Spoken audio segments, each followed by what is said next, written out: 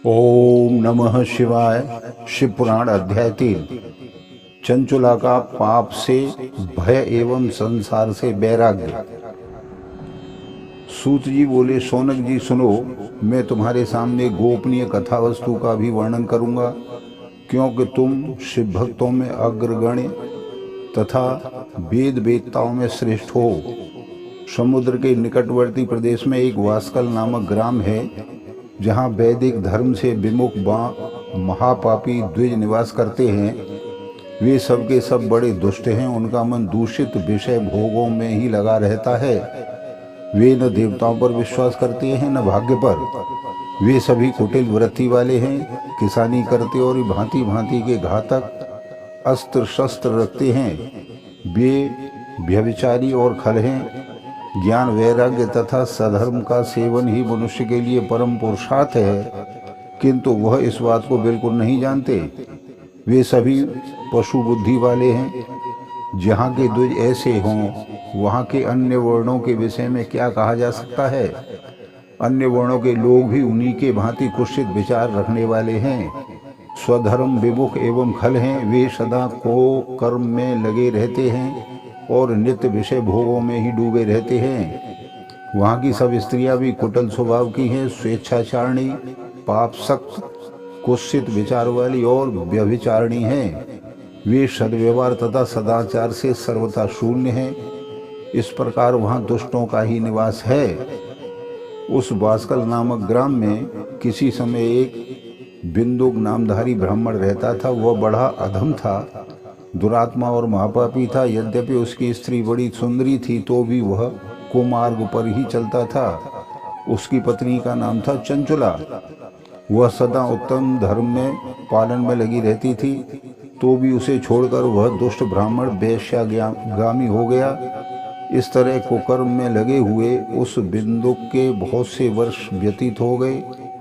उसकी स्त्री चंचुला काम से पीड़ित होने पर भी स्वधर्मनाश के भय से क्लेश सहकर भी दीर्घ काल तक धर्म से भ्रष्ट नहीं हुई, परंतु दुराचारी पति के आचरण से प्रभावित हो आगे चलकर वह स्त्री भी दुराचारणी हो गई।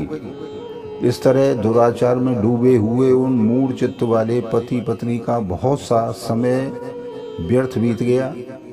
तदंतर शूद्र जातीय वेश्या का पति बना हुआ वह दूषित बुद्धि वाला दुष्ट ब्राह्मण बिंदु समयानुसार मृत्यु को प्राप्त हो नरक में जा पड़ा। बहुत दिनों तक नरक के दुख भोग कर वह मूढ़ बुद्ध पापी विंध्य पर्वत पर भयंकर पिशाच बन गया।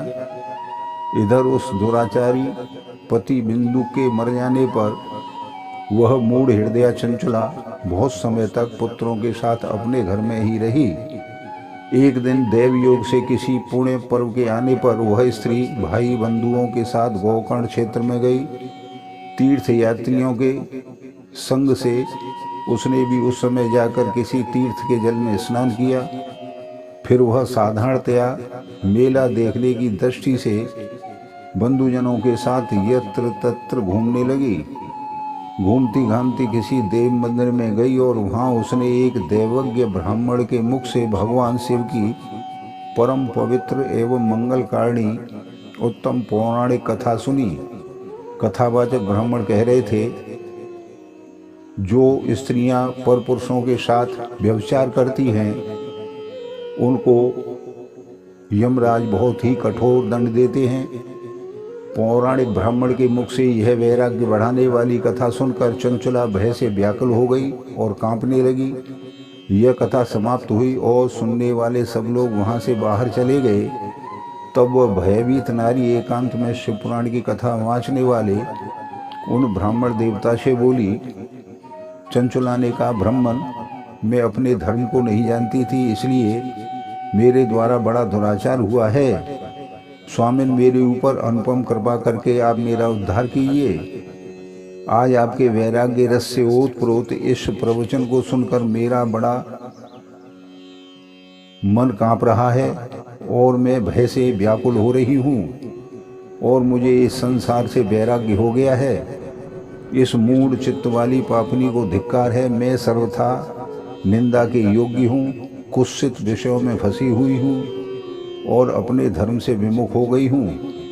हाय, न जाने किस किस घोर कष्टदायक दुर्गति में मुझे पड़ना पड़ेगा, और वहाँ कौन कौन बुद्धिमान पुरुष कुमार्ग में मन लगाने वाली मुझ पापिनी का साथ देगा। मृत्यु काल में उन भयंकर यमदूतों को मैं कैसे देखूंगी, जब वे बलपूर्वक मेरे गले में फंदे डालकर मुझे बांधेंगे, तब वे कैसे धीरज धारण करूंगी। नरक में जब मेरे शरीर के टुकड़े टुकड़े किए जाएंगे, उस समय विशेष दुख देने वाली उस महायातना को मैं कैसे वहाँ सहन करूंगी। हाय, मैं मारी गई, मैं जल गई, मेरा हृदय विदीर्ण हो रहा है और मैं सब प्रकार से नष्ट हो गई हूँ। इसलिए मैं हर मरने वाले के बाद यमलोक में पाप से डूबी रही हूँ। ब्राह्मण, आप मुझे कोई ऐसी शिक्षा दीजिए। आप ही मेरे माता, आप ही मेरे पिता हैं। आपकी शरण में मैं आई हुई हूँ। मुझ दीन अबला का आप ही उद्धार कीजिए। सूर्य जी कहते हैं, सोनक, इस प्रकार खेद और वैराग्य से युक्त हुई चंचला ब्राह्मण देवता के दोनों चरणों में गिर पड़ी। तब उन बुद्धिमान ब्राह्मण ने कृपा पूर्वक उसे उठाया और इस प्रकार कहा। सूर्य जी कहते हैं, सोनक, इस प्रकार। अध्याय। ओम नमः शिवाय।